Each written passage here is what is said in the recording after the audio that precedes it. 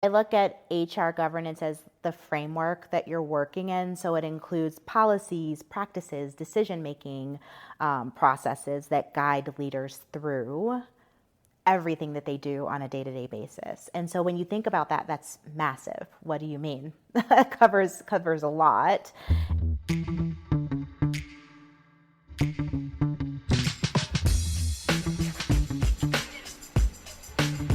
Welcome once again. It's Relationships at Work, a leadership podcast helping you build workplace connection, improve culture, and avoid blind spots. I'm your host, Russel Lolacher, a communications and leadership expert with a couple of decades under my belt and a whole heap of curiosity, just like yourself, on how we can make the workplace a better place to work. And I hope this series from Workhuman has helped a little with that. Yep, we're wrapping up a 6-part series with this episode. We're going to be talking to Dominique Brewer about HR governance, but it has been some pretty heavy hitters getting us to this 6th spot. We started off with Jason Lawrenson talking about the obstacles to overcome workplace connection. We talked to Dr. Devin Steele about how to prioritize the employee experience through change. Vernee Myers, a legend in the DEI space. We talked about speaking boldly. There's so many. Peter Andrew Danzig. They talked about the missing ingredients to inclusion at work. And last week, we talked to Workhuman's own Naomi Dishington on the power of recognition. We got it right in the podcast, and we're going to get it right now. The power of recognition and the connection in how it informs culture. So I hope you've enjoyed these. It was great. It was a great experience being out in Colorado and sitting down with these amazing people and just sort of getting to pick their brains in this casual atmosphere while the buzz was happening around at the event. So I hope you've really enjoyed them. I've certainly enjoyed learning myself, hearing from them. So yeah, I like these. I don't do them very often where I have this little series of focuses from a theme like Workhuman Live. Anyway, I hope you've enjoyed it. So why would I disappoint you with the 6th edition? I wouldn't. Dominique Brewer is fantastic. Governance is a funny thing because HR certainly has its ways of doing things, but not all organizations focus on governance, focus on a way of doing things that help the employee experience. It seems like either one-offs or there's these strategic plans, but it's not like templates. It's not like, I don't like the term best practices, but better practices that we all can sort of have this baseline around. And that's what Dominique's talking about today. Anyway, why don't I shut up and let you hear from Dominique herself? Hold on. Well, we're sitting in some back room, I guess, here at Workhuman Live. It's good because it's quiet, and Workhuman is very busy because there's a lot of people outside. But I have the absolute honor to talk to Dominique Brewer today. We're going to talk about governance. Oh, I have questions for the good and for the bad around that. But before, hi, by the way, let me stop rambling and first say hi. Hi, thank you for having me. I'm very honored to be here.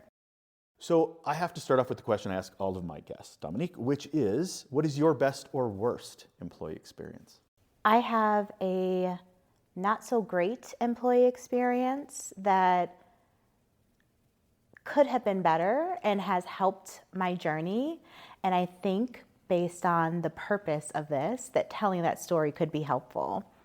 And so I was asked to move into a role at a company, and I reported to the head of something, right? Okay. And this person had very creative mindset, would talk out loud, make big commitments and promises about things, and then based on not just my work style, but my upbringing, I am a person that believes we are part of a team. My role is to support my leader in making sure whatever was promised is going to be delivered. And so I take a tremendous amount of pride in making sure that those things happen, which normally requires figuring out all of the nuances, up and lower dependencies, how to break things to make things work within compliance, if you will. And I got some feedback from this leader. The feedback sounded something like this: Dominique, you're great. You do the work of 5 or 6 people. But there's questions sometimes, maybe around trustworthiness and why you ask so many questions, and all of these relationships that you have, people just have an asterisk. Instead of getting upset in that moment, I paused, I composed myself on the inside and said, please tell me more. And the response I got was, well, you know what I mean. I said, actually, I don't.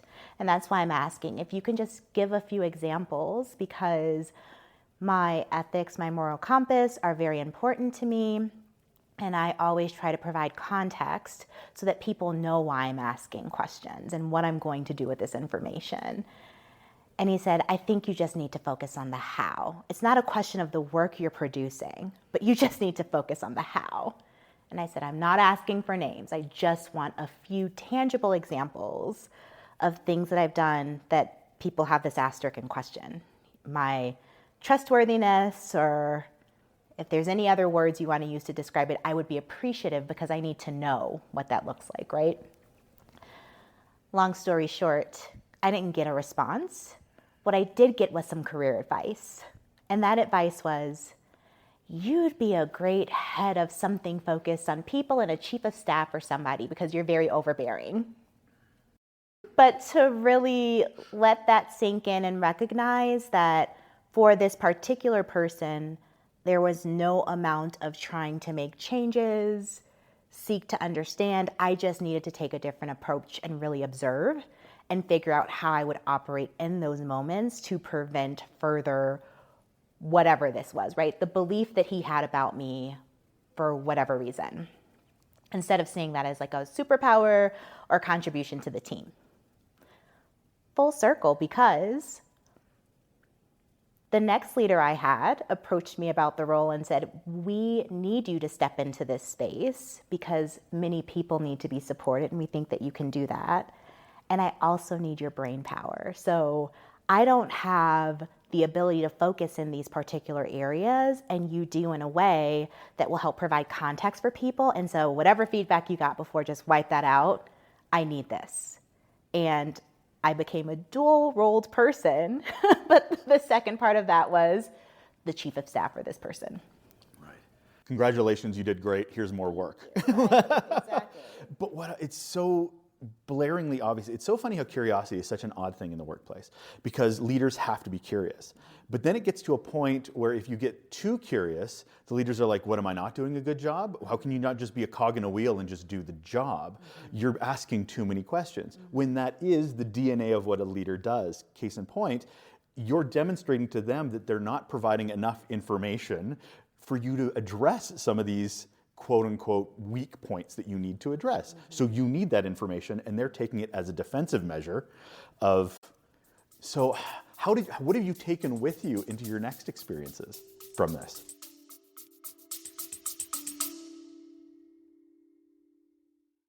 Hey, if you're enjoying the insights from our guests, you'll love our Raw Notes newsletter.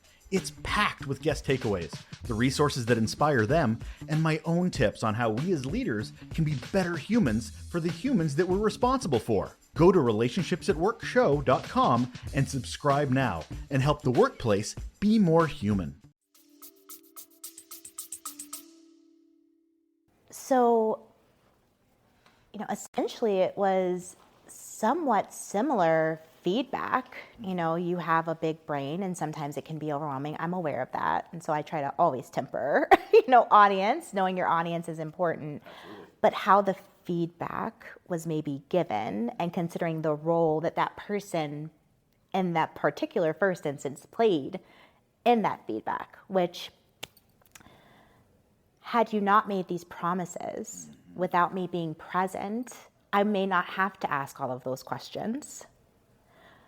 But if I'm doing my role the right way and I'm considering the impact that can come from whatever it is that I'm doing, I need to ask questions. And I need to make sure that the right people are being brought into the conversation, because when you break things up or downstream, not intentionally, but just, that's not your area of focus. One person can't know everything. That's why you have a team, right?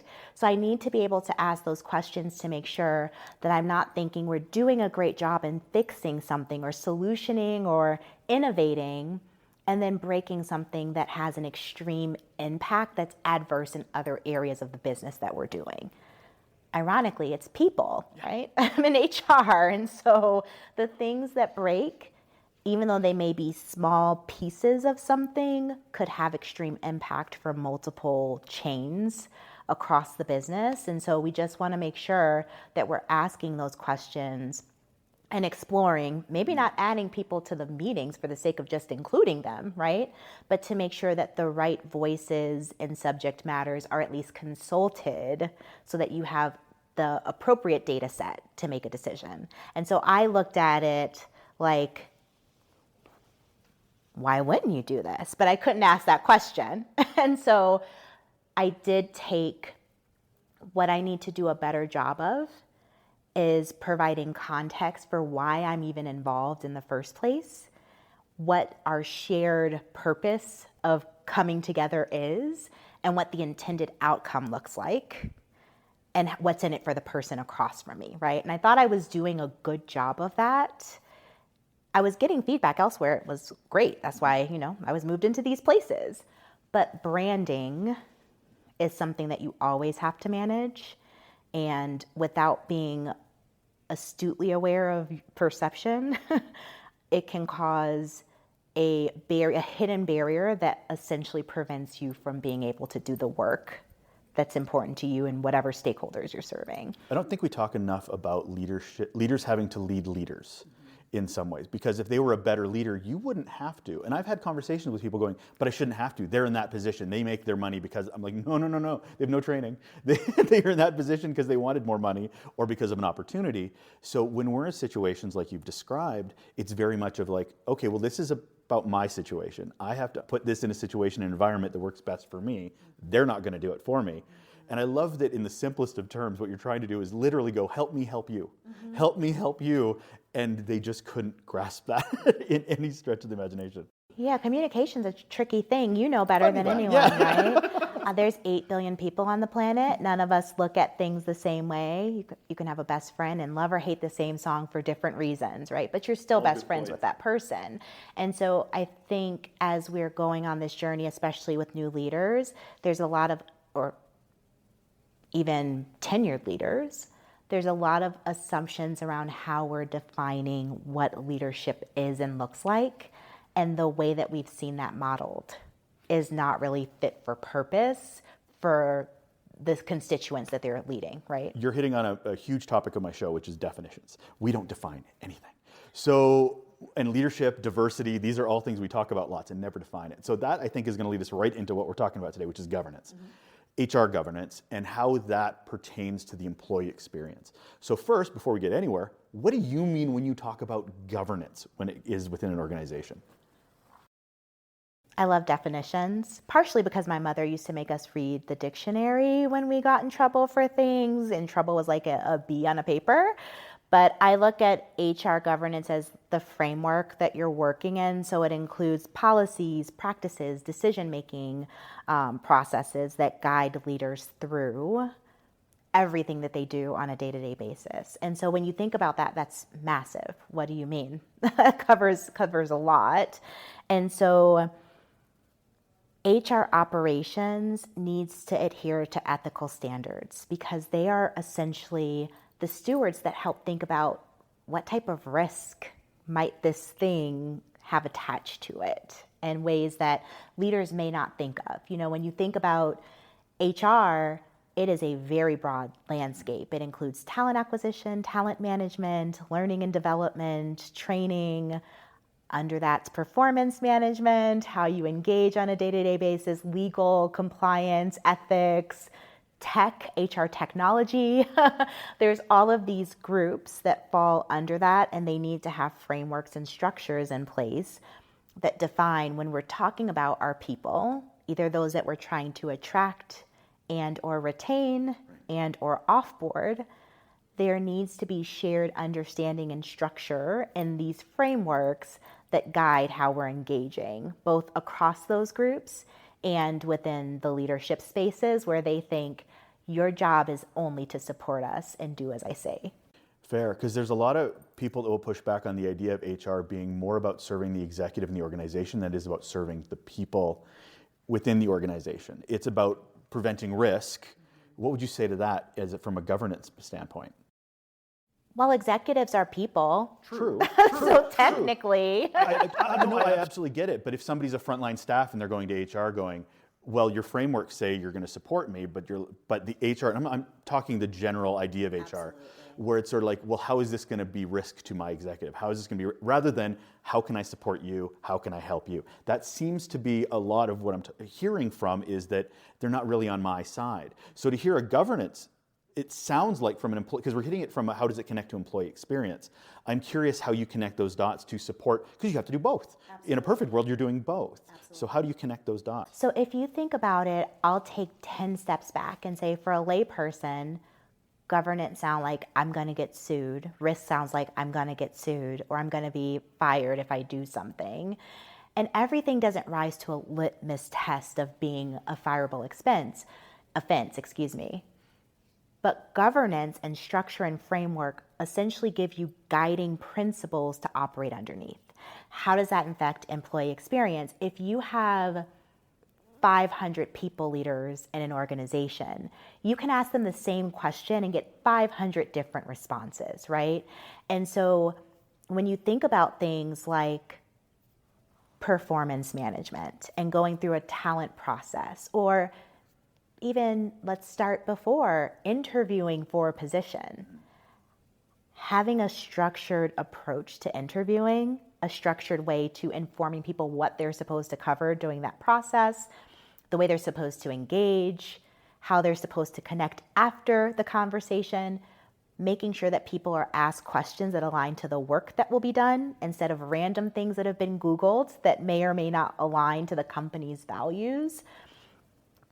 That helps someone have a fair and equitable shot at a position, right? Instead of leaving it to the devices of a team where a leader may have a very specific way that he or she wants to go about hiring someone, and their thought process is, well, I just want to hire the best person that came from the last team I worked on. I'm not really interested in, internals from group X or Y. And so having that process gives people equitable opportunity. So when you think about governance, insert thing here, it essentially gives employees fair, equitable access to opportunities and resources that they need to be able to do the work that they are attempting to do or have been tasked with doing. It also helps treat them with respect and dignity in a way that should align to the values of the company that they're working for, which often is why people select one position or role at a company over another. And I don't think we talk about it in those ways enough. How do we know if our governance is good or bad? If we're coming into an organization for the first time, whether we are in HR or not, how do we know that we're stepping into an environment that is run well, or canary in a coal mine is not? Yeah, that's a great question. So a lot of companies do engagement surveys to check and get a sentiment of how do our employees feel about working in this organization. And so it's a snapshot at a moment in time. And so if you think that runs annually, well, I shouldn't have to wait a year before I get some data to tell me how do people feel working here. I think if you consider organizational culture, it's the air that you're breathing or the water you're swimming in. And so very quickly after you've joined a new organization and you go through an onboarding process and then you embark on the journey, because I think the employee experience is a journey. Absolutely. Of meeting your leader and your team members, you very quickly get an initial assessment of what's the air quality here, right? Is this leader going to be invested? Are they maybe a little more distracted than I thought they were going to be based on the interview process? Was I bamboozled and this role isn't what I was told it was going to be? Or this is great, and actually the things that I was told during that process is what I'm experiencing now. And so what you find as you look at those engagement surveys is that people often either feel very connected to their immediate leaders or not so much. And you've talked to enough people, like you'll run through a brick wall for your leader, but leaders are also the reasons why people may leave the organization. And so that immediate air quality check is going to come from your immediate team and then extend, like if you think about radius, out into the group that you belong into. And so the umbrella system starts applying. My team, my group, my function, the business unit that I work in, and then the company. And so you can have different climates that exist there, and you have to understand, well, how do I need to dress based on the area that I'm in, or how do I need to engage based on the area I'm in? And the third question might be, is this the right area? Do I want to move to a different climate? Is this not what's best for me? I think based on those things and the challenges you may have, whatever it might be, going through a process of interviewing someone, applying for a role, performance, or quality conversation, you start to get more access into those governance pieces, right? The processes that the HR team has put in play to, how's my engagement with my recruiter or my HR business partner? And that's the way you get a health assessment of, is there the structure to support myself and my colleagues here at this company? Versus, I have an issue and I don't feel like I can talk to an HR partner about this issue because they're only here to protect the company. That's a little different, and I think that's how it's been framed, where it's like, HR is not here for me. Does that make sense? It does. It also depends on the organization too. I mean, sometimes HR is there just to serve. That's just the nature of that particular organization. Others, I've seen HR be the most people-forward champions, but that's based on what the executive's modeling. It seems to be the representation of the culture that's being modeled from the top is how HR is allowed to operate. That is true. You know, from an HR perspective, I think of HR as being the parents of the organization. And sometimes it's really, we have to focus on everyone else because they need us. And so most people in HR are people pleasers. They're also realists, right? And so when you think about the composition of the team, making sure that you're structuring the HR functions to support and tie the business strategy into things helps to reimagine the stakeholder collaboration and integration. The sign of a good like CHRO or HR leader over a BU or function and their relationship with that direct executive team member also helps to create an environment for those constituents, let's call them, that could be different than what they may experience elsewhere. And so I think when you have an HR leader that's very focused on HR governance, do we have a healthy operating model? And am I conveying that to the leaders with the context? So tying it back to my first, with the context of why are we asking to do comp governance? Why do we need to make sure that this is done before we can do a pay equity analysis? These are things that the layperson wouldn't know are happening behind the scenes that do impact their ability to do their work and live their lives, because your paycheck allows you to do all the things that you want most in the world. If you get paid well enough. Yes, if you get paid well enough. That's a different conversation. Yeah, it's a different conversation entirely. But HR is a separate department, right? And that comes with its own challenges, because I know I talk a lot about, DEI is a thing we talk about a lot on the show as well, going, yeah, it's never one other person's responsibility. It's the entire organization's responsibility. So when we're talking about governance, that is the ecosystem of the organization, but it's your responsibility. So, and I used a point for people that can't see me. So my question is, what in a perfect world do you see governance relationship with leaders? Not their staff, but the leaders themselves, because they have to take what governance is and relay that to their teams.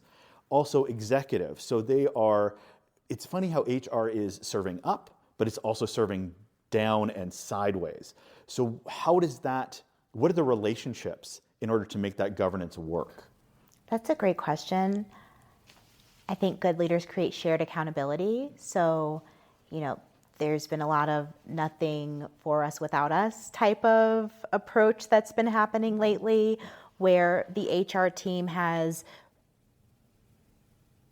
quite frankly, recomposed their value proposition, right? And so in order to be effective, there has to be certain ways that we as an organization make decisions. And so you may see it tied into other places. There's no idea that HR may have had a hand in or been involved. So there's very close relationships between HR, compliance and ethics, the legal team, and laying that with the executive team. So you have this board of directors that's saying, what is the climate that we want to set?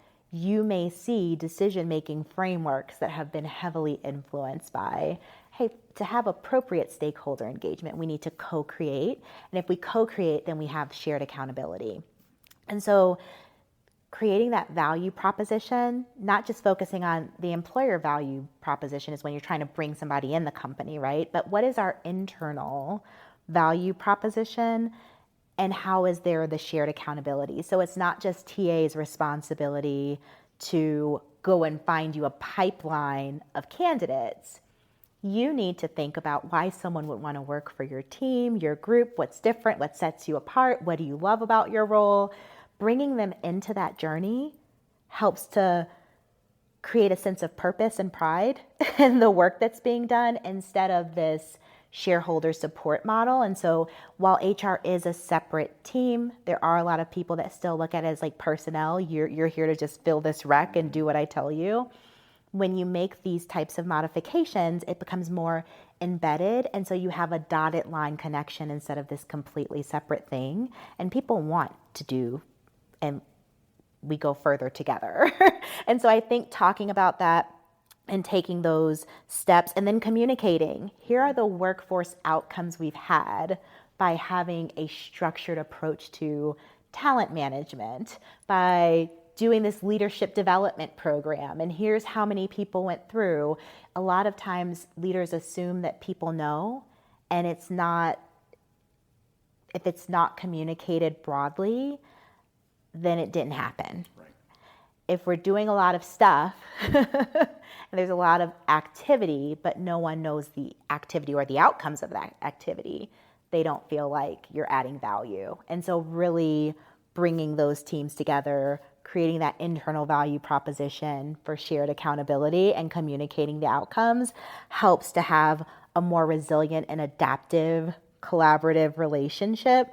And then that increases org culture effectiveness, right? So it directly ties into the business outcomes because people tend to be happier when they feel like things are getting done. It does. And the one thing I don't love about these Workhuman interviews is they're so short. We are almost out of time. So I am going to wrap it up with one question. If somebody's listening to this right now and they don't know the ecosystem or the governance that HR is trying to champion, looking for champions, looking to connect, what can they do tomorrow? You were talking about surveys before, just to even find out what water we're swimming in first. Is that the first step, or what would be that toe in the dipping in the water? If someone's not doing an engagement survey, I would strongly recommend that they consider doing that to get a baseline check on the health of the organization. And the questions that you're looking to have answered don't have to specifically say HR, but they would fall into those categories like values, belonging, agility and empowerment, right? What are people doing? How are they feeling? Well-being. And from there, you can back into what are the areas that we may need to make sure that we have a bit more transparency about and connect dots for people too. And so if you're running an employee engagement survey right now, I think just taking a couple steps, having more communications around the work, the critical importance of the work, what shared accountability looks like, and then why this creates fair and equitable access to opportunity and resources for colleagues across the board could be helpful. And if nothing else, spending some time with those existing leaders to talk about their roles and why it is of utter importance that they reimagine their partnership with the HR team could be helpful. And just a really quick low-hanging fruit win for everyone, for employees and people leaders alike. I like that you did remove the idea of putting HR too heavy on the engagement surveys, because to our point earlier, they could come from a different organization with different perspective of what HR is or isn't, and instead making the survey about being relatable to what their needs are, their challenges, in the workplace. I love that. Thank you so much. Thank you, Dominique, for being here. Thank you so you. much for having a moment. I know we could have talked for another 2 hours. So thank you so much for being here. And Thank you. I appreciate you.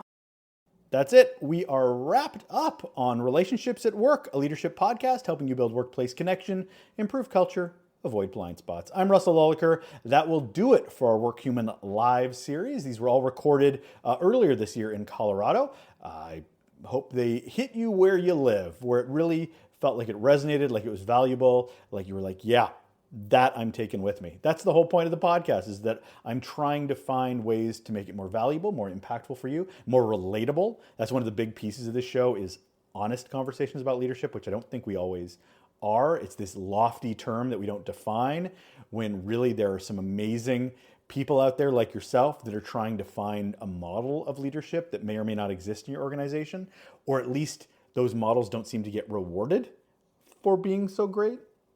Anyway, I digress. If you'd like to learn more about the podcast, suggest things about the podcast, give me some insights of your own, I'm always interested in what you have to say. Reach out at hello@russellolacher.com. That's hello@Russell with one L, Lolacher, Lola Share. That's how you spell my name, the two ladies' names, Lola and Share.com. Look forward to hearing from you. And I will leave it there. Take care.